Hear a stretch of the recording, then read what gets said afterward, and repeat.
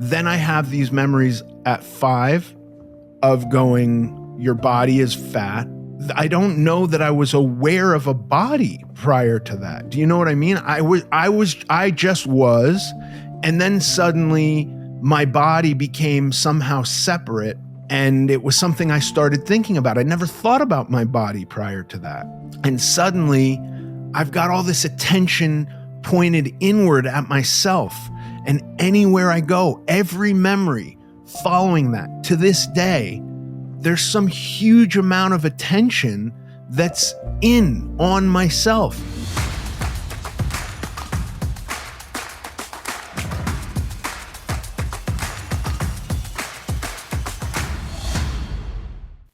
Paige Dorian Productions, welcome back to the American Glutton podcast. You fine folks out there can find her at Paige Dorian Productions on Instagram. Wow, thank you for that. Yes, it is a pleasure to be here, as always, talking to you, getting to ask you what we all want to know. Here we go. What are we talking about today, Paige? Well, for anyone who hasn't listened to it, the very first episode of American Glutton in 2020, you really dove in to your journey. Yeah. And, we've had some years now where you get to share bits and pieces of it all the time, with guests or when we talk or question and answer and whatnot. But I really wanted to ask you again, if you could, just talk about your journey, where you started, where you went, and where you are now. Yeah. Okay. I think when I've talked about where I started, it kind of was from the point of view of like an adult going like, I'm going to diet. I would like to change my body. But I think really like where I started, I was 5 years old and I was placed on a diet. My first memory of this was visiting my grandparents. They lived in Vermont. My grandfather was the Sicilian guy who cooked a lot of Italian food, and my favorite food at the time was lasagna. It's so weird because forever, even until just recently, if somebody asked, what's your favorite food? I would say lasagna. And then I'd have lasagna and be like, this is not that great. And maybe it's not what my grandfather used to cook, because he used to cook one hell of a lasagna. But I realized like I might be thinking this is my favorite food because it was the first food that was ever withheld from me. And like maybe that caused some attachment to it. But I was 5. I went to visit my grandparents. It was my first trip alone. I flew on the airplane alone, which was a very upsetting event for me at 5 years old. And I arrived to their house and he was making lasagna and the whole house smelled wonderful. And I knew exactly what he was making for me because it was my special treat. And then we sat down to eat and they dished me kind of a puny little plate with a sliver of lasagna. And I was like, okay. And I ate it. And then I went to take more and got like my hand smacked. And I was told like, I don't get more. And, listen, I was 5 years old. This was 44 years ago. I don't actually remember the words they said, but they let me know that I was fat and my food was going to be controlled. And that day, I remember clearing the plates and walking into their kitchen and without anybody seeing it, taking leftovers from one of their plates and cramming it into my mouth and like chewing once quickly and swallowing. Like I remember that detail very vividly. So that's where I started. That was the beginning of dieting for me. It was like on day 1, I learned how to cheat on my diet and was having a diet done to me rather than something that I wanted to do.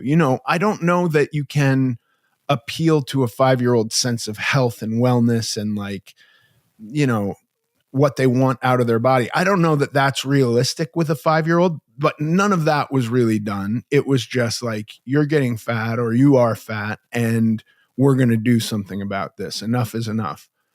And then I went home to California and was put on every crackpot diet that came through California. There was Ma Wang at one point, which was a Chinese supplement, which was the first time that I was like, ooh, my mom would take me to chiropractors and they would do muscle, or nutritionists, and they would do muscle testing on me. And then they would sell my mom a bunch of vitamins for me to take because apparently, they could sense that there was some deficiency that was causing my fatness in vitamin form. And I would take these supplements and nothing would happen. And then I would take these supplements in conjunction with some diet and nothing would happen. And I'm pretty sure I was cheating on most of my diets when I could, but at 5 through 10, like there wasn't a lot of, it wasn't like I could pop down to the McDonald's and buy myself food. I was just cheating with whatever food that was lying around. But a lot of the diets were kind of predicated on this idea that the food was the problem, meaning like he's not eating the correct foods for him, and if you just give him the correct foods, he won't want to overeat them. No such luck with me. I can overeat all those correct foods. We shopped at all the health food stores in Los Angeles. There was a store called Mrs. Gooch's, which predated Whole Foods. There was Nature's Food Mart. There was the bulk bin where we would get, beans that my mom would then soak. You didn't buy them in a can or in a bag. You bought them out of a 5-gallon bucket and you had to weigh them. And then they had to get soaked because they were all dried and, and we shopped at Erewhon on Beverly. And in, the early 1980s, Erewhon on Beverly was a dump. It was like, there was nothing nice about it.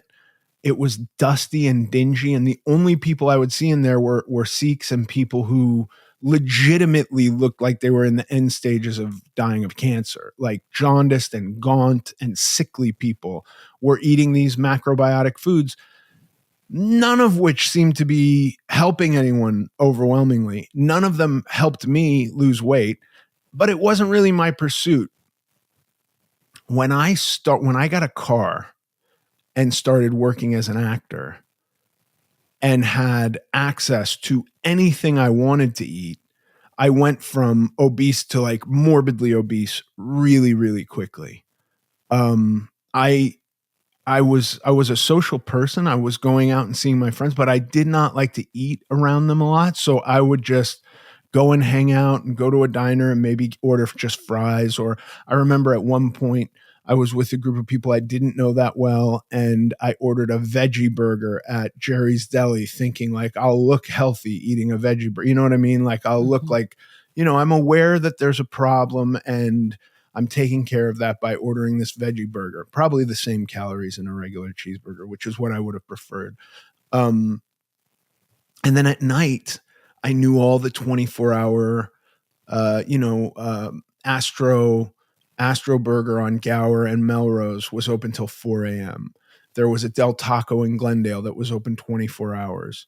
There was a Wendy's in Burbank, like on the border of San Fernando, that was open till 2 a.m. Like I knew Damiano's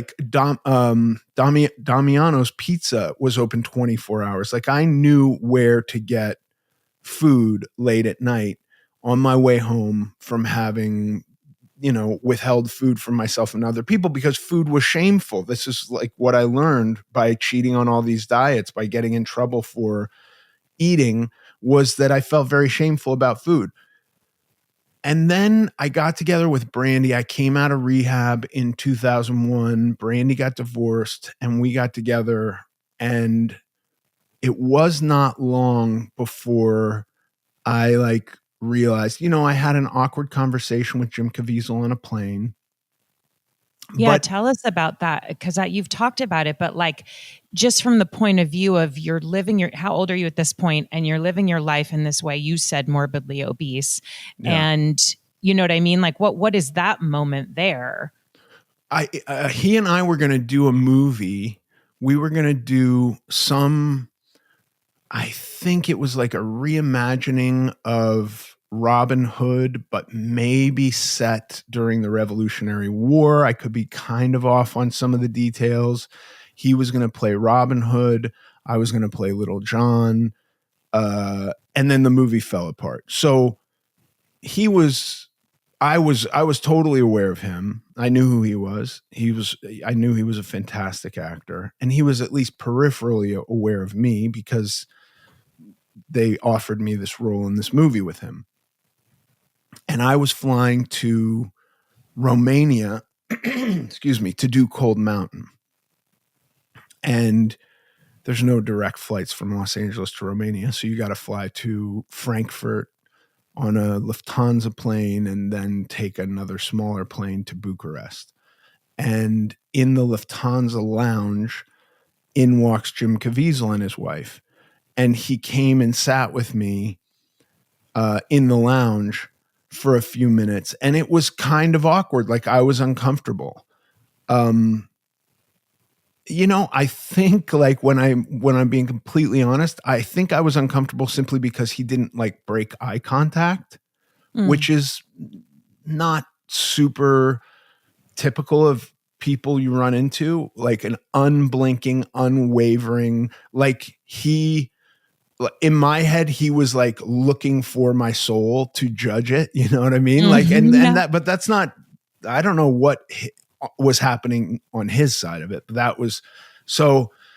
So then when I was like, okay, I'm going to go get on my plane, it was a little bit of a relief. Okay, see you later. And then I get on the plane and he's on my flight and there's nobody sitting next to me on whatever, on this Lufthansa plane. It was two seats and two seats with an aisle in between, and the seat next to me was empty.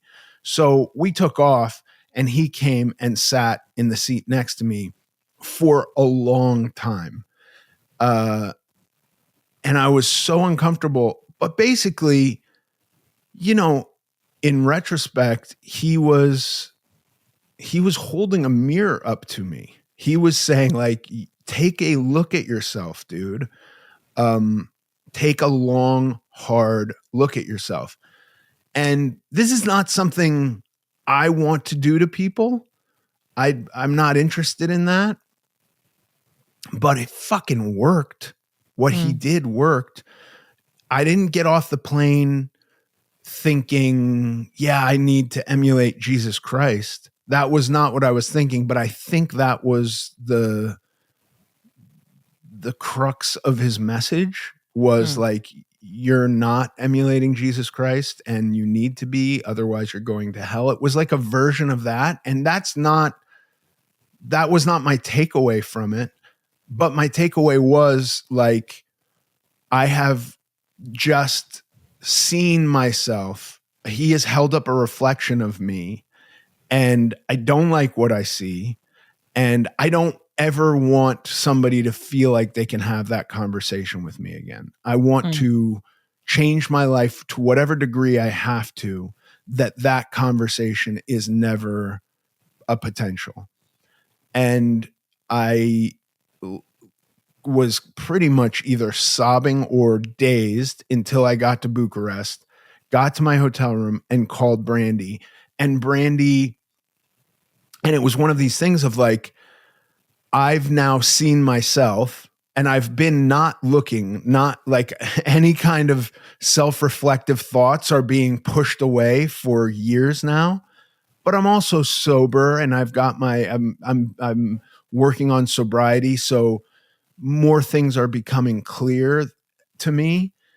And, and now I've had to take a look at myself because I had a guy sitting across from me basically going, look, you've got to look. You're right. not looking and you have to look. And I'm going to explain in detail what I'm seeing. And if you're still not looking, I'm going to do it again for a couple hours. And I call, and so it was that thing of like, I felt very much like if I tell Brandy about this, I lose her, because if I wasn't looking, she's not looking. And the minute she becomes aware of this, there's no way the relationship can move forward. If I let the cat out of the bag on this one. And then simultaneously, I know that if I don't do anything about it, I lose Brandy. So it was like that wrapped up with, I don't want to ever have that conversation again. So I remember telling Brandy and like saying it and then holding my breath so I could hear any inflection in her voice, if she was shocked, if she was like appalled or aghast or anything like that. And she just kind of said like, yeah, we can do that. What do you, yeah, sure. All right. I'll tell you what, while you're there, don't eat bread. And when you get back to LA, I'll have something ready for you. And it was so like no big deal to her. I don't know, had she been like, thank God, I don't know how I would have taken it. And had she been like, oh my God, I I can't do this, I don't know how I would have taken it. I mean, that would have not been great for me, but she reacted in the absolute perfect way. And I've talked about how like her don't eat bread lesson was such a powerful, like, just like, here's a point, be responsible for this. It's not going to change your life other than it's going to teach you that you can do something. There is something, like, it's the first step. And it was so wonderful in that. And then when I got back to Los Angeles, she had this liquid diet, from one of these funky, weird nutrition chiropractor guys, who went by his spiritual name Avtar. I think his name was Bo. Do you know him? I remember. I never did those, but I remember everybody seeing him. Yeah, Dr. Bo, but he introduced himself as Avtar. And I was like, oh, Avtar, where is that name from? And he said, it's my spiritual name, which very, I'm not into like the crystals and all of that, but like kudos to him. I did his liquid diet, which was 3 kind of protein shakes mixed with some kind of like, superfood green shit that you'd put into them. And a bunch of vitamins and minerals and fish oil pills and fiber, tons of fiber pills. But I will say that by the end of, I did it for 30 days and then I didn't have to go back to Romania. Like the shooting got moved around and I had another 30 days off in LA. So I just did it again. And then going back to Romania, I was, like, I can't be on this liquid diet. The liquid diet, I was lightheaded every time I stood up. I had no energy. I watched a shitload of food TV, just as like a sublimation. Like, if I cannot participate in consuming food, I will watch people preparing food and consuming food. And I loved it. And I got super obsessed with cooking. And then to go back, like, my maintenance at the time was the blood type diet. Like, I went back to see Avtar, Dr. Bo, and he basically told me I need to just eat the right foods for my blood type. And I was a type O. And honestly, it wasn't hard. It wasn't super hard. Like, I could have sweet potato, I could have vegetables, I could have basically any type of meat I wanted. And I continued to lose weight in Romania eating that way. And I got back and I continued to lose weight. And then weight loss just stopped. And I wasn't anywhere near where I wanted to be. And I and I continued to eat that way. But the motivation like was gone. Like, I'm not losing weight at all. And I was like around 400 pounds.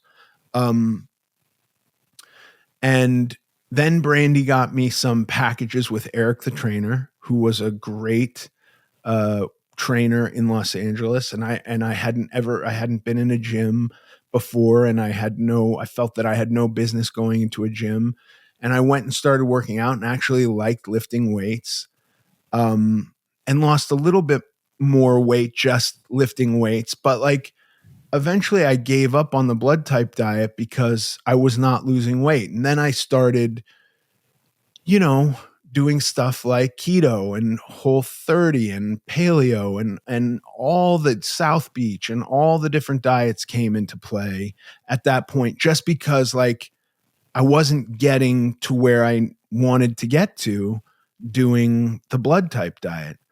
Um, and there was a lot of like this idea that it's the food. Like so many of these diets are based on the idea that the food you're eating is incorrect. And my problem with that today really is just that if that's true and you just eat the correct food, you should get to where you want to go with no other interventions. But the intervention I would always have to start to put in was eating less. I can overeat all of those foods, all the correct foods I can overeat. I hadn't had sugar in 10 years and I still was nowhere, or processed foods or anything like that. And it was just some version of eat right for your blood type or keto or paleo or gluten free or, you know, and like going like, I know gluten is bad. And so by the time I'm, you know, many years later, I'm still having to shake off this idea that gluten's bad. You know, Michael Pollan says that in America, we're not pre-digesting and fermenting our gluten, and therefore we're having an intolerance to it. And you gotta, so if you want to eat sourdough bread, you have to make it yourself you can't use canned yeast and all this shit. None of it got me where I wanted to get to. Mm-hmm. Well, part of that, so it's a double-edged sword here, because where I finally got to was that the finish line is death. There's no finish line. I'm a work in progress forever. Number one. And number two, it's not the food. It's how I interact with the food.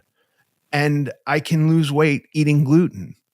I can. I ate gluten today. I didn't gain weight. I'm not going to gain weight. There's going to be no perceptible change on the scale tomorrow. I feel fine. Like, I get it. If you're eating stuff and not feeling good, don't eat that, or figure it out, or do some kind of an elimination diet and locate what it is. Brandy, Jesus, she can't eat anything. She doesn't eat gluten. She doesn't eat onions. She doesn't eat tomatoes. Like, there's all kinds of stuff she doesn't eat, and she doesn't feel well when she eats those things. But that's got nothing to do with my weight loss. So like, a lot of my struggle was just assuming what was right for somebody else was going to work for me. My plea to anyone is that if somebody tells you that the thing that's causing your obesity is a certain food or a category of food, like a carbohydrate, that you realize that just by removing that's not the only intervention that has to take place. There will be other interventions.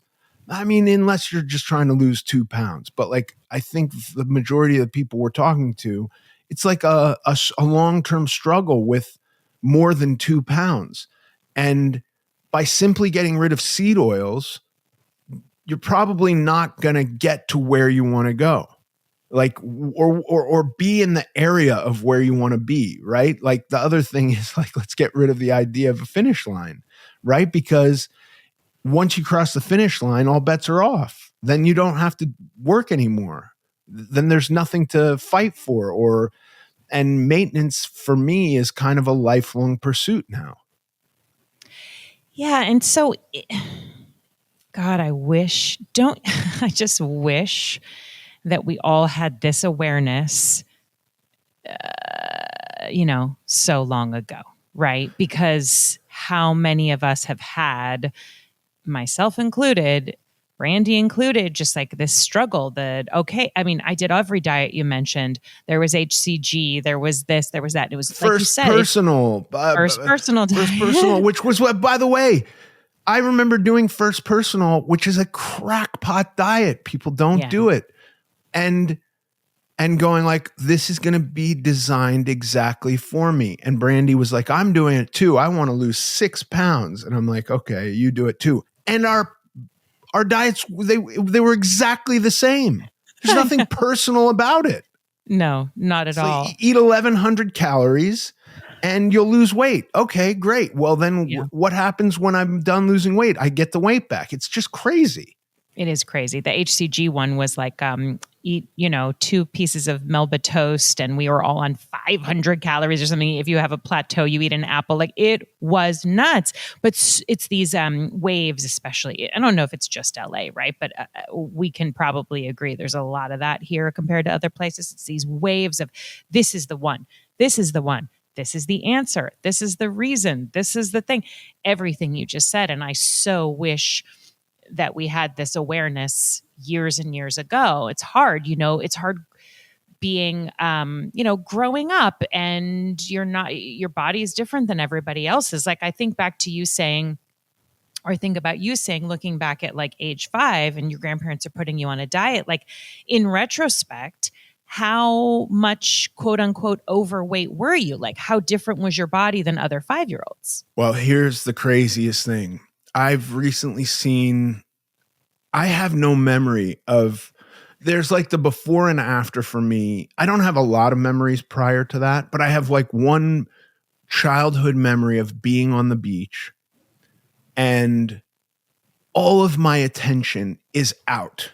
I'm thinking about the waves and the sand and the water. And I remember thinking how interesting water is, because I would go in the bathtub and water wasn't scary in the bathtub. But when water's big and it moves, it's scary. And my mom and my sister are playing in the sand, and my dad takes me out into the waves and we're jumping waves. And I have these vivid memories of prior to being 5. This one scene on the beach, there is no part of that where any attention is on myself. I have no shirt on. I'm completely happy. Then I have these memories at 5 of going, your body is fat. And like, I don't know that I was aware of a body prior to that. Do you know what I mean? I just was. And then suddenly my body became somehow separate. And it was something I started thinking about. I never thought about my body prior to that. Mm-hmm. And suddenly I've got all this attention pointed inward at myself. And anywhere I go, every memory following that to this day, there's some huge amount of attention that's on myself of, am I doing it wrong? Am I existing wrong somehow? Am I embarrassing myself? Am I embarrassing the people I'm around? Do people not want to be around me because I'm embarrassing? Am I taking up too much space? Am I going to harm the furniture from sitting down? Or do I have to be gentle with other people when I'm near them? Or, just like it's fucking insane and exhausting, the difference between those two things. And I only have one precious little memory where that's not real. But when I look at pictures of myself at 5 years old, I'm not fat. That's the fucking crazy thing. Mm-hmm. I'm not fat. At 10, I'm fat. 100%. Like, there's no denying it. But at 5, I don't see a single sign of even being overweight. I don't even see chubby cheeks. It's crazy. Yeah. And so, I mean, honestly, obviously, we don't know what would have happened had you not been basically told you are wrong and your body's wrong at such a young age. And then you started this whole thing of sneaking food and so on and so forth.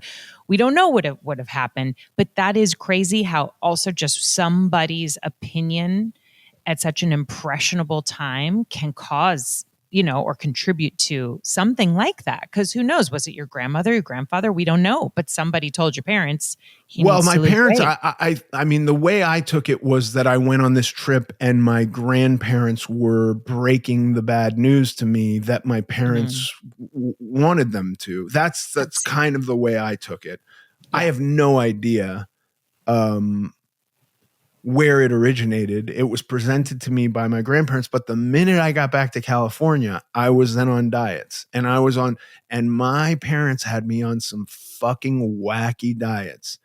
There was a time, Paige, where my mom took me to like a guest house in Glendale, and it was cluttered with machinery. And again, I'm probably 6 or 7 at this point, or 8. And so, but this is my genuine memory. It's like if you did like a sitcom did a laboratory / computer repair shop scene, and there's just gadgets and electrodes everywhere and like weird electrical machinery. And this woman took a Polaroid picture of me and smeared water on the back and then examined the rainbow smear of water, because there was some refracted light in the water, right? So it becomes, if you smear water on the back of a Polaroid, you can see different colors. And based on that, she stuck an electrode in a bottle of water and pushed some buttons and then took the electrode out and said, it's very important that you don't touch your lips to this bottle of water. In fact, nothing can come into contact with the water. It will ruin it. And here's a cap. So you pour, without touching it, a cap of water, and you take a cap of water before you eat every day. And this will cure you. This is going to handle your obesity. Wow. I remember doing candida, and they like pricked my finger and put blood on a slide and then showed me, look at all this bacteria in your blood. Well, that's causing you to be fat. Here's a list of foods that you can only eat off this list of foods. And once you kill all the candida, you won't be fat anymore. No such luck. I did that diet multiple times. No such luck. It never cured me of anything. Apparently there was no more bacteria in my blood or yeast or fungus or whatever the fuck candida is. But it didn't make me thin. So like I did every crazy diet there was, starting at a very young age, and they all felt like punishments. It all felt like there's something innately wrong with me and I'm being punished to get rid of it. Wow. I mean, I never heard that about the water. The water and thing was crazy. Wild. I remember in that instance, and I wrote a little bit about this. I didn't write about the water really for Substack, but I wrote a story which includes this. I would steal money from my mom's purse and order Domino's pizza because the lady said I didn't have to do anything else. I just had to drink this water before I ate anything.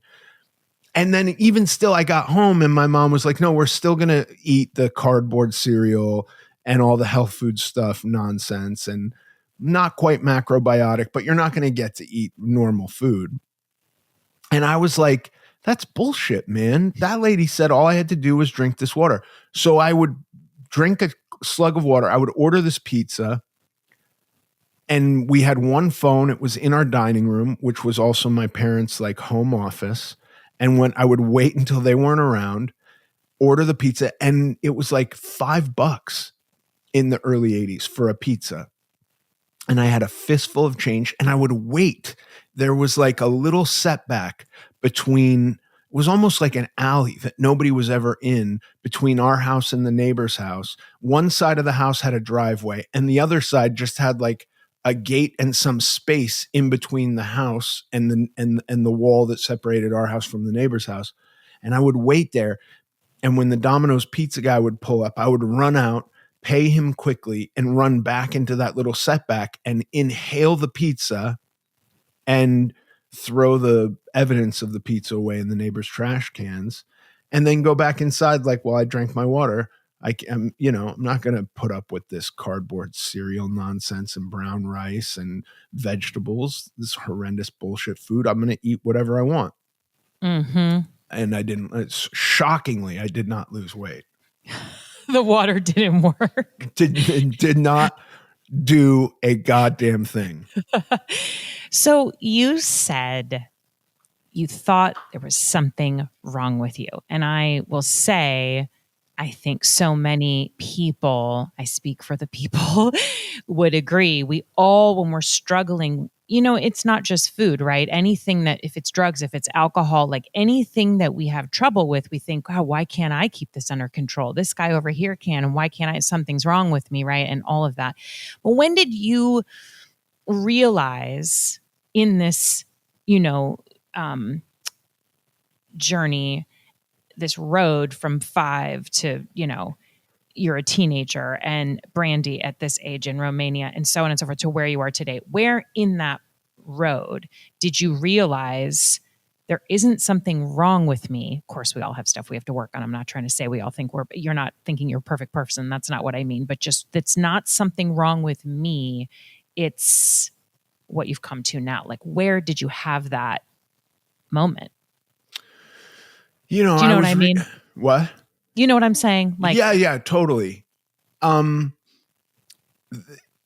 was reading a lot of the Stoics and philosophy, and getting more and more into like who's in charge here, me or thought? And is thought in charge of me? Is thought just me, an accumulation of my experiences, and so that any thought that is occurring to me is truth, versus, this idea that we have kind of governance over our thought.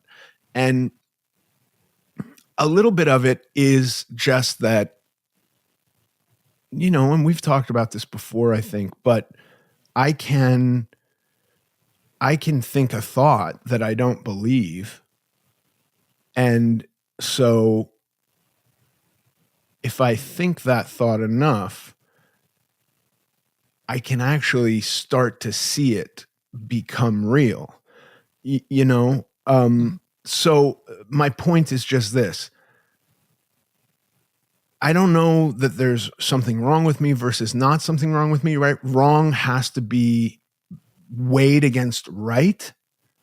That's the way wrong works. Wrong has to be, you can only have wrong evaluated as wrong if there is a right. And so I don't know, I stopped kind of putting faith in right and wrong, and just going like, well, I don't know if I'm wrong or right. I can't drink. I've been totally okay with that. And there are people who can drink. And sometimes I think it would be nice. I would prefer to be a person who could drink and not have their life fall apart. But even as I have that thought, I'm literally thinking like, yeah, and cocaine is pretty great too. You know what I mean? And I go down this whole road of like, no. Life is not better on that path. And so I don't know that I'm wrong. It just is not, I'm not going to be a professional basketball player. There's nothing wrong with me that bars me from being a professional. It's just not what is. And so trying to view what is really as objectively as possible, versus putting these ideas of right and wrong. Yeah, forever I thought I was wrong, and now I'm just trying to view what I am versus what I want to be. That's kind of where the scales have gone. Where am I and where do I want to go is a better equation for me to live by than I'm wrong or I'm bad or there's some broken part of me. That doesn't get me anywhere. It just has not served me. So thinking that way has not produced any results that are worthwhile. It kind of is just like, well, I'm wrong, I'm bad, I'm useless. I might as well just lay in bed and order Netflix. And, my kids really cringe when I say it, but I think like Netflix and chilling to me is like ordering Uber Eats and watching TV all day. Apparently there's some sexual connotation to it, but like it doesn't communicate that to me at all. To me, the idea is like, let's get a couple pizzas, a couple dozen wings, you know, and maybe if you've got that radical non-chain pizza place, they do submarine sandwiches too, where they dice up the pickles into small pieces. It's not relish, but it's just a chopped up pickle thrown on there, shredded iceberg lettuce, a little Italian vinaigrette. I want all of that. I want a cold house, 68-degree house. There I'm chilling. And I'm watching something that's going to give me 8 hours of entertainment. If I'm wrong, I can be right in doing that because it will at least produce some pleasure in me. I'll feel like garbage afterwards, but there will be moments during that I'll feel better. I did that lots of times. I wasn't actually doing that when any of those things existed. There was no Netflix, there was no Uber Eats or Postmates. So I would just have to order the pizza from the pizza place directly, and they had people working for them to deliver them, and they would send the hero and the chicken wings, and the 2-liter Coke. And I had DVDs or VHS tapes or laser discs, and I could get that same thing. So when kids started saying Netflix and chill, I was like, fuck yeah, I know exactly what you're talking about. Apparently I didn't. Apparently I was way off. It had nothing to do with ordering way too much food and watching like 7 hours worth of, watching the director's cut of Once Upon a Time in America, But anyway, wrong and right are kind of useless when I'm thinking about myself. They just didn't get me anywhere. Thinking I'm wrong didn't get anywhere. But when I started to think about what do I want to be? How am I going to be that? What do I need to do? How do I need to talk to myself to get myself up and out of the bed every day and to brush my teeth and to get to the gym and to do meal prep and it's talking to myself differently. It's thinking differently. It requires that thought that might seem like bullshit. I'm going to change. I'm going to change. I'm going to improve. That thought, the first time I thought it, I had a million versions of myself telling me, no, you're not. Liar. You never did. You never are. And then you just got to make it a mantra. I'm going to improve. I'm going to improve. And then you see evidence, objective evidence outside of your head, and you go, holy shit, I'm improving. Well, I better keep improving because I know I can go the other way really, really quickly. That was really what it was. And I can't point to like one thing, but there was like, Marcus Aurelius's meditations were very, very moving to me.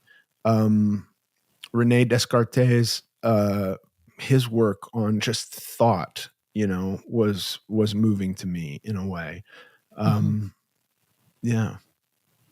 So it's so interesting. It's so good. Thank you for all of that. And it's so interesting to look at one's life now we have some years on us and we can look from 5 to teens to the 20s to the 30s. And now you're in your 40s and you're in this maintaining place. And as you say, realize there is no finish line. It's just, it's just so, God, I love that phrase, if I knew then what I know now, because it really, really is like, and my parents tried to say to me, or my grandmother would say certain things like, you don't know it now, but you'll know it when you're my age and all that kind of stuff. But like, it is just so true. And I love hearing, I just love hearing that, just the journey. It is a journey. It is your journey that you've been on. Yeah. I do also think that learning it for yourself is important. You know what I mean? Mm-hmm. Like,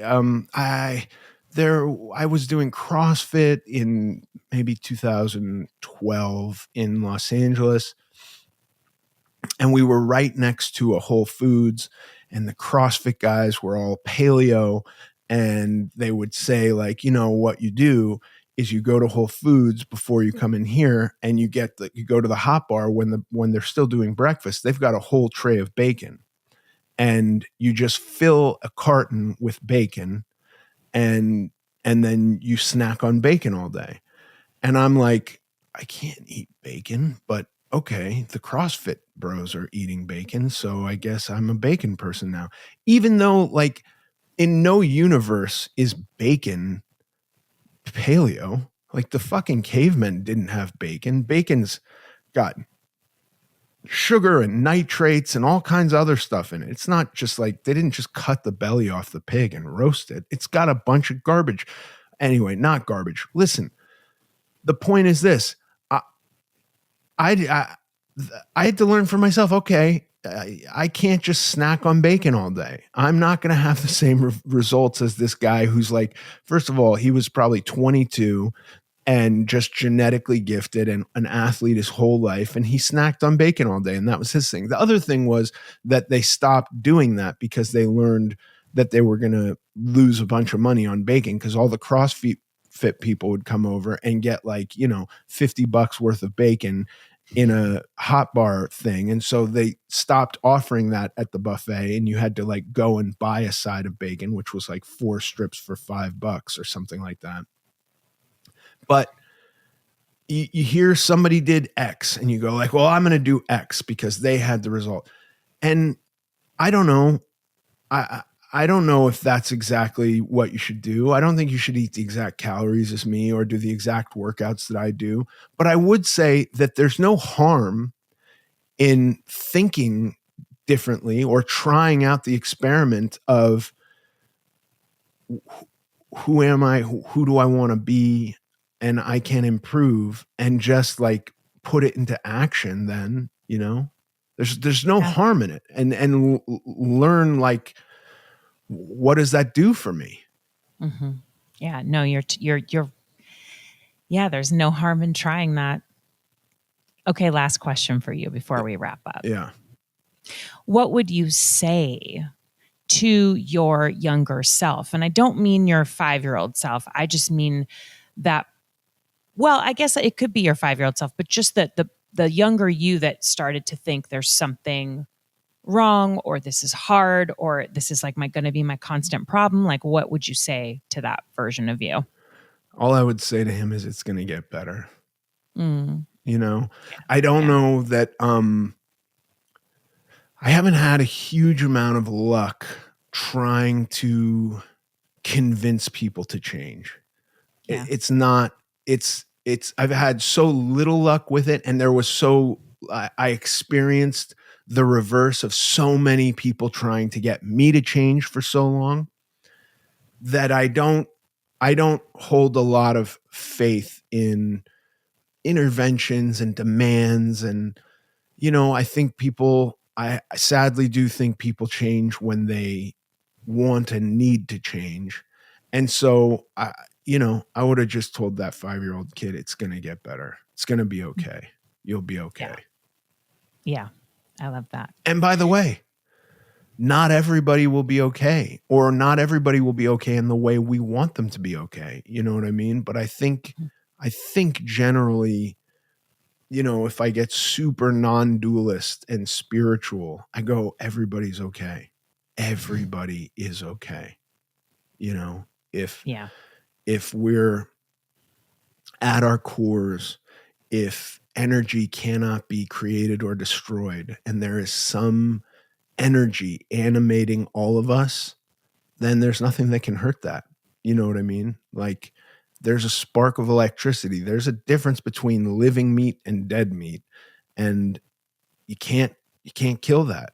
You can't kill that. You can change its form, but you can't kill it. You cannot destroy it. And so in that sense, we're all okay. Yeah. I like that. Thank you. And thank you for that. And thank you for sharing your journey with all of us.